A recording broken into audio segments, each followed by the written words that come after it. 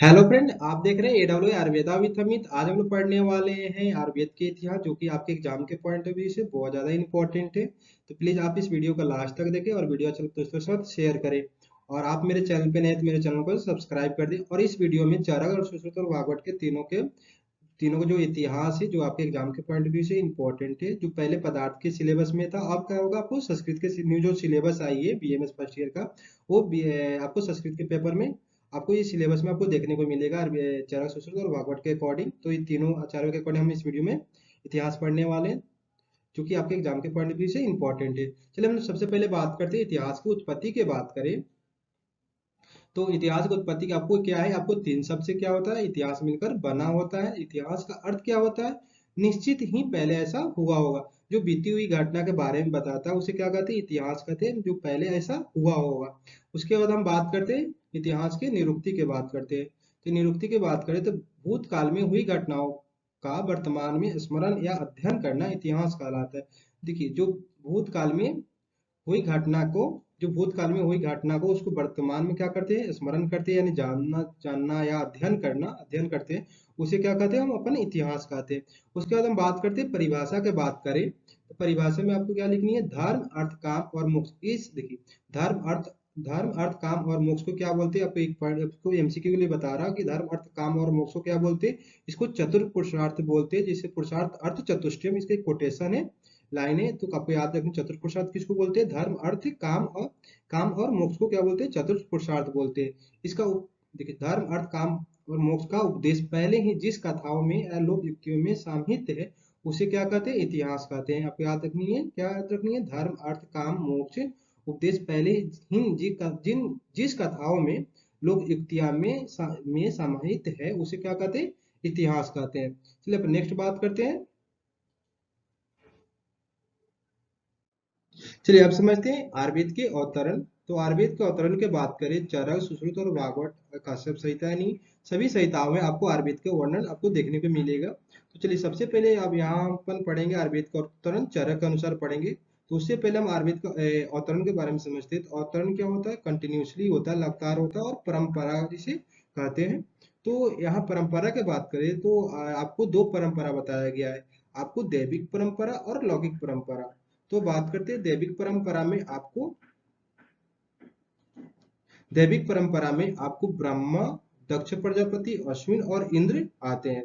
आपको याद रखनी है, दैविक परंपरा में कौन कौन सा आते हैं, आपको ब्रह्मा, दक्ष प्रजापति, अश्विन और इंद्र इंद्र आते हैं। और लौकिक परंपरा की बात करें तो आपको भरद्वाज, अत्रेय, पुनर्वसु आदि के जो शिष्य थे, ये क्या आते हैं, आपको लौकिक परंपरा में आपको आते हैं। आपको अत्रेय पुनर्वसु को कितने शिष्य थे, आपको 6 शिष्य हैं। अग्निवेश अग्निवेश, भेल, जत्तुकर्ण, पाराशर, हारित और चारपाणी। ओके, आपको याद रखनी, अत्रेय पुनर्वसु के कितने शिष्य थे, आपको 6 शिष्य हैं। उसके बाद हम बात करते हैं कि आयुर्वेद का जो ज्ञान है, आपको सबसे पहले ब्रह्मा जी को कैसे आराइज हुआ था। तो सबसे पहले जो बात करें, ब्रह्मा जी को जो ज्ञान है आपको आयुर्वेद का स्वयं से उनको हुआ था। उन्हें जब ब्रह्मा जी ने जब सृष्टि को जब उत्पत्ति कर रहे थे, तो उसी समय आपको वेदों को भी रचना की थी, किन्हें, ब्रह्मा जी ने। तो उसी में आयुर्वेद का भी आपको वर्णन आपको किया, मगर आयुर्वेद का वर्णन किए थे ब्रह्मा जी ने। जब इसको आयुर्वेद का जब जरूरत पड़ा तो उन्हें ब्रह्मा जी ने क्या किया, उसको आयुर्वेद का स्मरण किया, याद किए। और वो जो संपूर्ण ज्ञान है, आपको जो आयुर्वेद का जो संपूर्ण ज्ञान है, उन्हें क्या किया, दक्ष प्रजापति को उन्हें ज्ञान दिया आयुर्वेद का। तो सबसे पहले आपको दक्ष प्रजापति को आयुर्वेद का ज्ञान किससे प्राप्त हुआ था, ब्रह्मा जी से हुआ था। उसके बाद अश्विन कुमार को बात करें तो अश्विन कुमार को आयुर्वेद का ज्ञान आपको दक्ष प्रजापति से प्राप्त हुआ। और इंद्र को आपको अश्विन कुमार से आयुर्वेद का ज्ञान की प्राप्ति हुई थी। ओके, ये कौन सा काल चल रहा था, आपको दैविक काल।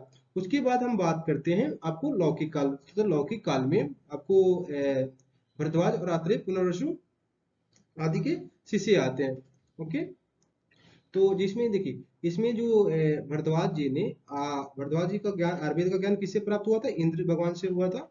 तो यहाँ बात करते हैं जी कि जो लौकिक काल में जो आपको पृथ्वी पे मनुष्य जो थे रोग से ग्रसित हो रहे थे, तब यहाँ ऋषियों ने आपस में बात की और ये भरद्वाज जी से कहा कि जैसे कि आयुर्वेद, भरद्वाज जी को मगर कहें तो भरद्वाज जी ने आयुर्वेद के ज्ञान की प्राप्ति के लिए कहाँ गए थे, आपको इंद्र के पास गए थे। और यहाँ बात करते हैं, जो भरद्वाज जी ने जब इंद्र के पास आयुर्वेद का ज्ञान की प्राप्ति के लिए गए थे, तो इनको जो आयुर्वेद का जो ज्ञान की प्राप्ति हुआ था, आपको त्रिसूत्र के रूप में हुआ था। आपको याद रखनी है कि भरद्वाज जी ने जब इंद्र के पास आयुर्वेद के ज्ञान के लिए गए थे, तो किस रूप में प्राप्त हुआ था इनको? त्रिसूत्र के रूप में हुआ था, जो हेतुलिंग और औषध होता है। जिसे हेतुलिंग, त्रिसूत्र कौन कौन सा होता है? हेतुलिंग और औषध होता है। इसी रूप में आपको भरद्वाज जी को आयुर्वेद का ज्ञान की प्राप्ति हुआ था। उसके बाद बात करते हैं, आपको यहाँ एक पॉइंट और याद रखनी है कि भरद्वाज जी को उग्र ताप जो इसका पर्याय है। भरद्वाज जी को क्या कहते हैं? उग्र ताप कहते हैं, इसका भरद्वाज जी का पर्याय है। उसके बाद भरद्वाज जी को अमित, आपको याद रखनी है, भरद्वाज जी को क्या कहते हैं? अमित आयु भी कहते हैं। आपको ये भी पॉइंट आपको याद रखनी है। उसके जब आयुर्वेद का ज्ञान आपको इंद्र से, जब भरद्वाज जी को आयुर्वेद का ज्ञान की प्राप्ति हुआ, तो भरद्वाज जी ने आपको वो ज्ञान आप किनको दिए? अत्रेय पुनर्वसु को ज्ञान को दिए। और अत्रेय पुनर्वसु के कितने शिष्य थे? आपको 6 शिष्य थे। अग्निवेश, भेल, जतुकर्ण, पराशर, हरित और क्षारपाणी। ठीक है। और अत्रेय पुनर्वसु के जो 6 शिष्य थे, इसमें सबसे श्रेष्ठ जो शिष्य थे अग्निवेश थे, उसके बाद भेल थे। आपको इसी क्रम में याद रखनी है। ये आपको मगर श्रेष्ठता का क्रम दर्शाता है कि सबसे श्रेष्ठ कौन थे? अग्निवेश थे, उसके बाद भेल थे, जातुकर्ण थे, पराशर, हारित और क्षारपाणी। अत्रेय पुनर्वसु के जो 6 शिष्य का आपको श्रेष्ठता दिखाता है कि सबसे श्रेष्ठ कौन सा थे? अग्निवेश थे, उसके बाद भेल थे। उसी के ओके, इसी क्रम में आपको याद रखेंगे। चलिए अपन नेक्स्ट हम बात करते हैं, आपको वाग्भट के अनुसार आयुर्वेद का अवतरण की बात करते हैं। तो यहाँ पे देखिए, आपको चरक और वाग्भट का बिल्कुल सेम है। आपको बस करनी क्या है कि जैसे कि यहाँ चरक में आपको भरद्वाज जी के जगह, भरद्वाज जी को यहाँ से हटा देनी है। हटाकर आपको अत्रेय जो भागवत के जो आयुर्वेद का अवतरण है, यहाँ से हटा देनी है। यहाँ आपको इंद्र के बाद क्या लिखनी है? अत्रेय पुनर्वसु। अत्रेय पुनर्वसु के 6 शिष्य, ये किसके अकॉर्डिंग हो जाएगा? आपको भागवत के अकॉर्डिंग हो जाएगा। ये किसके? भागवत के अकॉर्डिंग आयुर्वेद का अवतरण है। तो आपको इसी क्रम में याद रखनी है। इनका क्रम क्या है? इसे देखिए, देव काल में कौन कौन से थे? ब्रह्मा, दक्ष प्रजापति, अश्विन और इंद्र। ये क्या था? ये कौन सा काल चल रहा था? आपको दैविक काल, जिसे आयुर्वेद शास्त्र के देवों का उपदेशक भी कहा जाता है। किनको कहा जाता है? जो 4 आचार्य कौन कौन से? ब्रह्मा, दक्ष प्रजापति, अश्विन और इंद्र को आपको देव, आयुर्वेद शास्त्र के देवों का उपदेशक कहा जाता है। तो आपको याद रखनी है। तो ये दैविक काल में कौन कौन से आए थे? ब्रह्मा, दक्ष प्रजापति, अश्विन और इंद्र आए थे। उसके लौकिक काल की बात करें वाग्भट में, तो लौकिक काल में सिर्फ आत्रेय, पुनर्वसु आदि के जो शिष्य थे, ये कौन से काल में आए थे? आपको काल चल रहा था उस टाइम, आपको लौकिक काल चल रहा था। तो लौकिक काल में इनका भी कितने शिष्य थे? बिल्कुल आपको चरक और भागवत का बिल्कुल सेम है। सिर्फ भागवत जी ने भरद्वाज को आपको भागवत में नहीं किया था, आयुर्वेद को अवतरण में हटा दिए थे। ओके, तो आपको ये याद रखनी है कि इंद्र के बाद आत्रेय, पुनर्वसु आते हैं, उसके बाद इनके जो शिष्य थे। तो आत्रेय, पुनर्वसु तो कौन सा काल चल रहा था? लौकिक काल। चलिए अब नेक्स्ट अपन बात करते हैं। नेक्स्ट अपन बात करते हैं आयुर्वेद का अवतरण, आपको सुश्रुत के अनुसार बात करते हैं। तो इनको भी सेम है। आपको इसमें भी 2 काल है, 2 परंपरा है। आपको दैविक परंपरा और लौकिक परंपरा। दैविक परंपरा की बात करें तो आपको ब्रह्मा, दक्ष प्रजापति और अश्विन और इंद्र, ये क्या था? आपको दैविक परंपरा था। दैविक परंपरा में आपको ब्रह्मा, दक्ष, अश्विन और इंद्र जी आते हैं। उसके लौकिक परंपरा में आपको धन्वंतरी आते हैं। धन्वंतरी के कितने शिष्य थे? आपको 7 शिष्य हैं। आपको याद रखनी है कि धन्वंतरी कितने शिष्य हैं? 7 शिष्य हैं। 7 शिष्य, जबकि आत्रेय पुनर्वसु कितने शिष्य थे? आपको 6 शिष्य थे। आज धन्वंतरी का कितने शिष्य हैं? आपको 7 है। तो इनका भी नाम आपको याद रखनी है। इनके 7 शिष्य की बात करें तो अपधेनो, वेतरन और भ्र, कुशकलावत, करवीर्य, गोपुर रक्षित और सुश्रुत, एक किसके शिष्य हैं? आपको धन्वंतरी के। आपको एमसीक्यू में पूछता है कि धन्वंतरी के कितने शिष्य थे? तो 7 शिष्य थे। और अत्रेय पुनर्वसु कितने शिष्य थे? आपको 7, मतलब 6 शिष्य। अत्रेय पुनर्वसु कितने शिष्य थे? 6। जिसमें से सबसे श्रेष्ठ शिष्य कौन थे? अग्निवेश थे। आपको याद रखनी है। ओके, चलिए नेक्स्ट देखते हैं। चलिए अब देखते हैं आयुर्वेद की उपयुक्तता की बात करते हैं। तो उपयुक्तता की बात करें, देखिए आयुर्वेद के संपूर्ण ज्ञान है तो हमको क्या होना चाहिए? इतिहास का ज्ञान होना अति आवश्यक होता है। उसके बाद इतिहास का भी जानना भी अति आवश्यक होता है। और किसी भी वस्तु का संपूर्ण ज्ञान हेतु उसके भूत भविष्य और वर्तमान तीनों काल का भी ज्ञान होना चाहिए। ये क्या है? इतिहास की उपयुक्तता हो गया। उसके बाद बात करें उपयुक्तता की, आयुर्वेद के विकास हेतु, आयुर्वेद के अवतरण जानने के लिए, आयुर्वेद के प्राचीन स्वरूप को जानने हेतु, ये सब क्या है? आपको याद रखनी है। उपयुक्तता में आपको लिखनी है। नेक्स्ट हम बात करते हैं बृहत्त्रयी और लघुत्रयी। पढ़ने वाले तो बृहत्त्रयी में आपको क्या आता है? चरक, सुश्रुत और वाग्भट आता है। और लघुत्रय हम नेक्स्ट वीडियो में पढ़ने वाले हैं, फिर भी बता रहे हैं। लघुत्रय में आपको आता है, आपको माधव निदान, भाव प्रकाश और षडांगधर आता है, जो कि हम पर नेक्स्ट वीडियो जो आने वाला है उसमें पढ़ेंगे। और इस वीडियो में भरतरी पढ़ने वाले हैं, जो कि चरक सुश्रुत और भागवत के बारे में पढ़ेंगे इस वीडियो में। चलिए सबसे पहले बात करते हैं भरतरी में बात करते हैं। तो आयुर्वेद के 3 सबसे प्रमुख संहिता है, जिसे हम क्या कहते हैं, भरतरी कहते हैं। इसका कार्य जो क्षेत्र है बहुत बड़ा होता है। तो कार्य क्षेत्र बड़ा किसका किसका होता है, चरक सुश्रुत और भागवत, इसलिए इसे भरतरी बोलते हैं, इसे लघुत्रयी बोलते हैं। इसका कार्य जो कार्य करने की जो क्षेत्रफल है बहुत कम है। ठीक है, चलिए हम नेक्स्ट हम बात करते हैं चरक का अनुसार। तो मैं चरक का अनुसार आयुर्वेद के इतिहास में पूरा डिटेल में वीडियो बना चुका हूँ, जो मेरे चैनल के प्लेलिस्ट में अवेलेबल है। आप नहीं देखे पूरा डिटेल में, उसमें आप देख सकते हैं। और इस वीडियो में हम आपके एग्जाम के पॉइंट ऑफ व्यू से ये वीडियो बना रहा। तो चलिए सबसे पहले बात करते हैं चरक का काल की बात करें तो इस कौन सा काल, चरक संहिता काल कौन चल रहा था, द्वितीय शताब्दी चल रहा था। ठीक है, नेक्स्ट बात करते हैं उपदेष्टा की बात करें तो इसका उपदेष्टा कौन थे, आपको पुनर्वसु आत्रेय। नेक्स्ट बात करें तंत्रकर्ता कौन है चरक संहिता का, अग्निवेश। उसके बाद प्रतिसंस्कृता चरक है। उसके बाद संपूरक कौन है, दृढ़ बल है।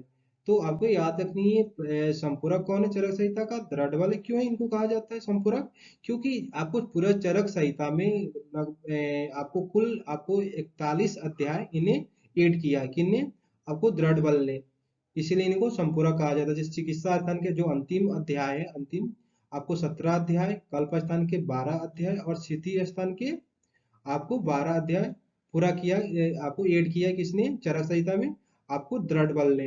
नेक्स्ट हम बात करते हैं नोट्स का, आपको याद रखनी है चरक संहिता को द्वादश सहस्त्री भी कहते हैं। तो क्या कहते हैं, चरक संहिता को द्वादश सहस्त्री भी कहते हैं। उसके बाद अब बात करते हैं कि चरक संहिता में टोटल आपको कुल कितना श्लोक है, 12,000 श्लोक है। याद रखनी चरक संहिता में कितना श्लोक है, 12,000 श्लोक है। और आपको एमसीक्यू पॉइंट से याद रखनी है इसकी चरक पूरा संपूर्ण चरक संहिता में आपको इतिहास शब्द आपको 2 बार आता है। चरक संहिता में इतिहास शब्द कितना बार आता है, 2 बार आता है, आपको याद रखनी है। उसके बाद बात करते हैं कुल सूत्र की संख्या कितना है चरक संहिता में, आपको 9,295 है। चरक संहिता में कुल सूत्र की संख्या कितना है, 9,295 है। और अध्याय के बात करें तो आपको 120 अध्याय है। और स्थान के बात करें तो 8 स्थान है, किसमें, आपको चरक संहिता में। उसके चलिए नेक्स्ट बात करते हैं। तो अब स्थान देख लेते हैं, स्थान कौन, स्थान और अध्याय देख लेते हैं। तो सूत्र स्थान में आपको 30 अध्याय है। निदान स्थान में 8 अध्याय है। विमान स्थान में 8 अध्याय है। शरीर स्थान में भी 8 अध्याय है। इंद्रिय स्थान में 12 अध्याय है।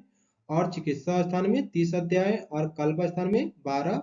और सिद्धि स्थान में कितना अध्याय है, 12 अध्याय। आपको याद रखेंगे टोटल, आप उसको जब जोड़ेंगे तो आप ऐड करेंगे तो कितना हो जाएगा, टोटल 120 अध्याय हो जाएगा। ठीक है, और स्थान कितने हो गए, 8 हो गए। चलिए अब नेक्स्ट हम बात करते हैं।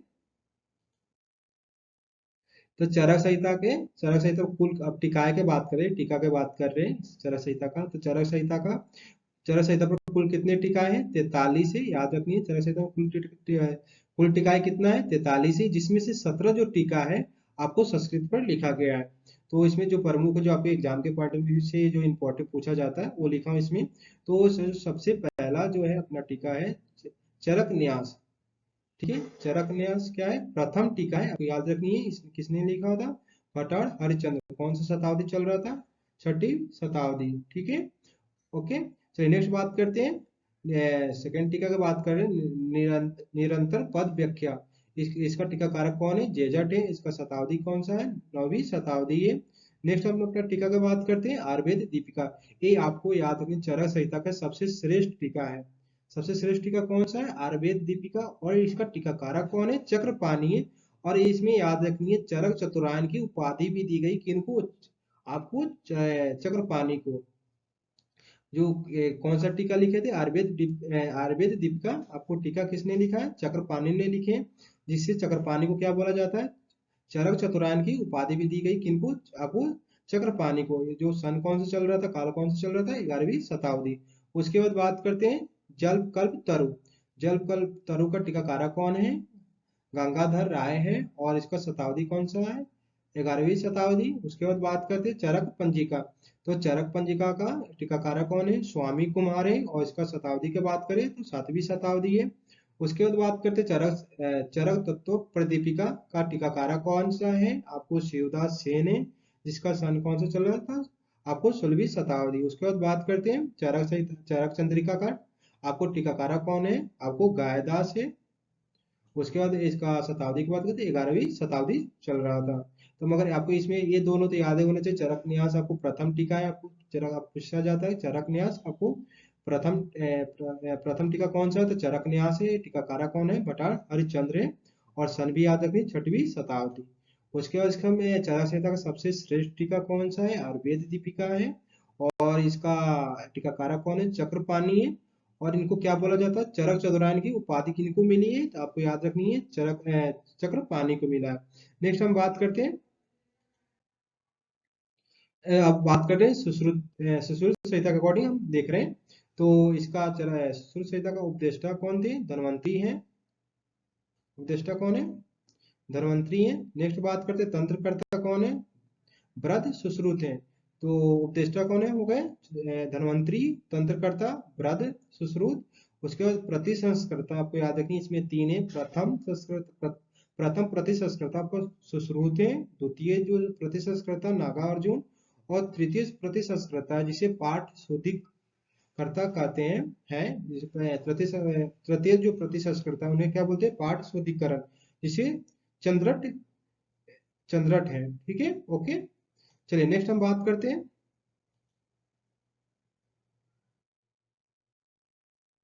अब बात करते हैं चरक संहिता में कुल स्थान कितना है? तो कुल स्थान आपको 6 है। कुल अध्याय कितना है? 186 है। और कुल सूत्र की संख्या कितना है? आपको 8300। तो आपको याद रखनी है चरक संहिता मतलब सुश्रुत संहिता में आपको कुल स्थान कितना है? 6 स्थान है। और कुल अध्याय कितना है? 186 है। और सूत्र की संख्या की बात करें तो आपको 8300 सूत्र की संख्या है, कुल संख्या। और एक चीज आपको यहाँ याद रखनी है कि देखिए जो कि टोटल स्थान कितना है? 6 है। तो जो कि इसको दो खंड में विभाजित किया गया है। तो ये पूर्व तंत्र और उत्तर तंत्र। ठीक है। तो पूर्व तंत्र में आपको 5 अध्याय आता है, उत्तर तंत्र में आपको एक स्थान है। और पूर्व तंत्र में आपको 5 स्थान बताया गया है। अगर टोटल कुल के बाद अगर आपको क्वेश्चन आएगा सुश्रुत संहिता के पूर्व स्थान में कितना स्थान है? तो आपको 5 है। सुश्रुत, सूत्र, निदान, शरीर और चिकित्सा और कल्प। ये जो 5 स्थान है आपको पूर्व तंत्र इसको कहते हैं। पूर्व तंत्र में 5 है। और उत्तर तंत्र में एक अध्याय जिससे उत्तर तंत्र खुद है। तो सूत्र स्थान में कितना अध्याय की बात करते हैं? तो सूत्र स्थान में आपको 40 अध्याय है। निदान स्थान में 16 है। शरीर स्थान में 10 है। चिकित्सा स्थान में 40 अध्याय है। कल्प स्थान में 8 है। और उत्तर तंत्र में आपको 66 अध्याय है। आपको याद रखनी है कि आपको ऐसे भी क्वेश्चन आता है उत्तर तंत्र में कितना अध्याय है? तो आपको याद रखनी है 66 है, 66। चलिए नेक्स्ट हम बात करते हैं अब सुश्रुत संहिता पर कुल संस्कृत टीकाएं कितना है? आपको 19 से याद रखनी है। सुश्रुत संहिता पर कुल संस्कृत टीका कितना है? 19 है। उसके बाद इसमें भी देखेंगे टीका, देखेंगे टीका कारक देखेंगे और उसका काल देखेंगे, जो कि आपके एग्जाम के पॉइंट व्यू से इंपॉर्टेंट है। बस वही लिख रहे हैं इस। ठीक है। तो सबसे पहले जो अपना फर्स्ट टीका है न्यास चंद्रिका। तो न्यास चंद्रिका को आपको पंजिका भी बोलते हैं या बृहद पंजिका भी बोलते हैं। क्या बोलते हैं? आपको प्रथम जो टीका क्या है? न्यास चंद्रिका है। और इसे पंजिका भी बोलते हैं। और इसे आपको बृहद बृहद पंजिका भी कहते हैं। जो इसका टीकाकारक कौन सा है? गायदास है। और इसका काल क्या है? 10वीं शताब्दी है। नेक्स्ट बात करते हैं भानुमती टीका की बात करते हैं। तो भानुमती टीका को टीकाकारक कौन है? चक्रपाणि है। भानुमती टीकाकारक है। आपको टीकाकारक कौन है? आपको चक्रपाणि। और यहाँ देखिए वहां जैसे चक्रपाणि को क्या बोला गया था? जो कि आयुर्वेद दीपिका लिखी टीका वहां कौन सा था कि आयुर्वेद दीपिका था चरक में, जो कि चक्रपाणि ही उसका टीकाकारक थे। वहां क्या बोला गया था चक्रपाणि को? चरक चतुरायन को उपाधि मिला था। जबकि आपको सुश्रुत संहिता में इन्हें चक्रपाणि ने कौन सा टीका लिखा है? भानुमती टीका लिखा है। और इसी चक्रपाणि को सुश्रुत सशस्त्र नयन की उपाधि मिली है। सुश्रुत सशस्त्र नयन की उपाधि किनको मिला? चक्रपाणि। कहाँ पे? आपको सुश्रुत संहिता में। तो ये भी आपको याद रखनी है। आपको एमसीक्यू में पूछा जाता है कि सुश्रुत संहिता में आपको सुश्रुत सशस्त्र नयन की उपाधि किनको मिला है? तो चक्रपाणि को भी मिला। चतुरायन की भी उपाधि चरक में, आपको चरक में चक्रपाणि को ही मिला। तो आपको याद है वहां चक्रपाणि ने आयुर्वेद दीपिका टीका लिखे हैं, जबकि सुश्रुत संहिता में आपको चक्रपाणि ने भानुमति टीका लिखे हैं। तो इनका काल कौन सा था? 11वीं शताब्दी है। नेक्स्ट बात करते हैं निबंध संग्रह। निबंध संग्रह का टीकाकारक कौन है? डलहन है, और इसका काल की बात करें तो 12वीं शताब्दी है। उसके बाद नेक्स्ट टीका की बात करते हैं सुश्रुत अर्थ संदीपन। सुश्रुत अर्थ संदीपन के टीकाकारक कौन है? हरान चंद्र। क्या है? हरान चंद्र है, जो कि इसका काल क्या है? आपको 20वीं शताब्दी है। उसके बाद का बात करते हैं लघु पंजिका। देखिए आपको लघु पंजिका की टीकाकारक कौन है? भास्कर है, और इसका काल कौन सा है? आपको 12वीं शताब्दी है। तो आपको यहाँ एक चीज और याद रखनी है, देखिए चरक चंद्रिका, पंजिका, और आपको बृहत पंजिका। बृहत पंजिका किसको बोलते हैं? आपको टीकाकारक कौन है? गायदास है, जबकि यहाँ लघु पंजिका और यहाँ क्या है? बृहत पंजिका है। दोनों आपको याद रखनी। बृहत पंजिका किसको बोलते हैं? टीकाकारक कौन है? गायदास है। और लघु पंजिका का टीकाकारक कौन है? आपको भास्कर है। आपको याद रखनी है। चलिए अब नेक्स्ट हम बात करते हैं अष्टांग हृदय। और अब अष्टांग भागवत के अकॉर्डिंग बात करते हैं। तो देखिए इसमें भागवत में आपको आता है अष्टांग हृदय, और आपको अष्टांग संग्रह के अकॉर्डिंग हम इसमें देखने वाले हैं। तो अष्टांग देखिए बेसिकली तो अपन अष्टांग हृदय पढ़ने वाले, टीका पढ़ने वाले। और मगर अष्टांग संग्रह भी कभी कभी एमसीक्यू आपको पूछता है, तो उसको भी थोड़ा सा इसमें देखने वाले हैं। तो सबसे पहले बात करते हैं अष्टांग हृदय की, को हम क्या बोलते हैं? लघु भागवत बोलते हैं। और अष्टांग संग्रह को आप क्या बोलते हैं? बृहत भागवत। याद रखिए कि ऐसे पूछता है कि अष्टांग संग्रह को कौन क्या बोलते? अष्टांग संग्रह को आपको लघु भागवत बोलते हैं, और अष्टांग संग्रह को बृहद भागवत कहते हैं। तो अष्टांग संग्रह की बात करें, इनका काल कौन सा चल रहा था? आपको 7वीं शताब्दी। इसका उपदेष्टा कौन है? आत्रेय है। इसमें अष्टांग हृदय में कुल अध्याय कितना है? 120 है। उसके बाद स्थान की बात करें, कुल स्थान कितना है? 6 है। और सूत्र की बात करें तो 7445 क्या है? सूत्र है। किसमें? आपको अष्टांग हृदय में आपको याद रखनी है। उसके बाद बात करते हैं अष्टांग संग्रह, जिसे हम क्या बोलते हैं? बृहद भागवत बोलते हैं। इसका इनका काल कौन सा था? काल दोनों का इंपॉर्टेंट है, आपको याद रखनी है कि अष्टांग हृदय का काल कौन सा है? 7वीं शताब्दी है। जबकि अष्टांग संग्रह के काल की बात करें तो 6वीं शताब्दी है। तो इनका काल याद रखनी है, 6वीं शताब्दी है। नेक्स्ट बात करते हैं इसमें कुल स्थान कितना है? आपको 6 स्थान है। और अध्याय की बात करें तो इसमें 150 अध्याय किसमें? आपको अष्टांग संग्राम में याद रखनी है। तो अष्टांग हृदय में कितना अध्याय? 120 है। और आपको इसमें 30 और ऐड कर देंगे तो कितना हो जाएगा? 150 हो जाएगा। और 150 अध्याय किसमें है? आपको अष्टांग संग्राम में। चलिए नेक्स्ट हम बात करते हैं अष्टांग संग्रह के अकॉर्डिंग इसका स्थान देखने वाले, और स्थान और अध्याय की बात करने वाले। तो इसका स्थान सूत्र स्थान में आपको अध्याय की बात करें तो कितना अध्याय है? आपको 30 अध्याय है। निदान स्थान में 16 अध्याय है। उसके बाद बात करते हैं शरीर स्थान में आपको 6 अध्याय है। चिकित्सा स्थान में आपको 22 अध्याय है। और कल्प स्थान में 6 अध्याय है। और उत्तर तंत्र में आपको 40 अध्याय है। टोटल अध्याय कितना आप जोड़ेंगे तो कितना हो जाएगा? 120 अध्याय हो जाएंगे। किसमें? आपको अष्टांग हृदय में। चलिए अब नेक्स्ट हम बात करते हैं और अष्टांग हृदय के अकॉर्डिंग हम टीका पढ़ने वाले। तो कुल टीका आपको अष्टांग हृदय में याद रखनी है 44 है, 44 है। आपको अष्टांग हृदय में कुल टीका कितना है? आपको 44 है, 44 है। और याद रखिए संस्कृत टीका कितना है? 34 है। आपको एमसीक्यू जब प्रीवियस ईयर का जब एमसीक्यू लगाएंगे तो आपको उसमें देखने को मिलेगा कि अष्टांग हृदय के अकॉर्डिंग संस्कृत टीका चाहे भागवत के अकॉर्डिंग संस्कृत टीका कितना है? तो 34 है उसका आंसर है। आपको कितना है? 34 है। किसमें? अष्टांग हृदय में। और इसमें आपको याद है सर्व अधिक टीका है आपको अष्टांग हृदय में ही देखने को मिलता है। सबसे अधिक टीका किसमें मिलता है? अष्टांग हृदय में आपको मिलता है सर्व अधिक टीका। तो याद रखिए सर्व अधिक टीका किसमें मिलता है? तो अष्टांग हृदय यानी भागवत में मिलता है। उसके बाद फिर इसमें बात करने वाले टीका कारक बात करें, और काल के बारे में बात करेंगे। तो सबसे पहले बात करते हैं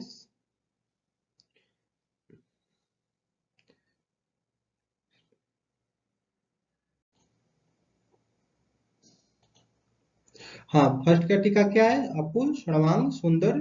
तो इसका टीका कारक कौन सा है? अरुंधति। और इनका काल कौन सा है? आपको 13वीं शताब्दी है। उसका नेक्स्ट टीका की बात करते हैं आयुर्वेद रसायन। तो आयुर्वेद रसायन का टीकाकारक कौन से हैं? हिमाद्री है और इनका काल क्या है? 13वीं शताब्दी। उसके बाद बात करते हैं टीका का, बात करते हैं अष्टांग हृदय योध धोत, योध धोत। तो इसका टीकाकारक कौन सा है? आशाधर है।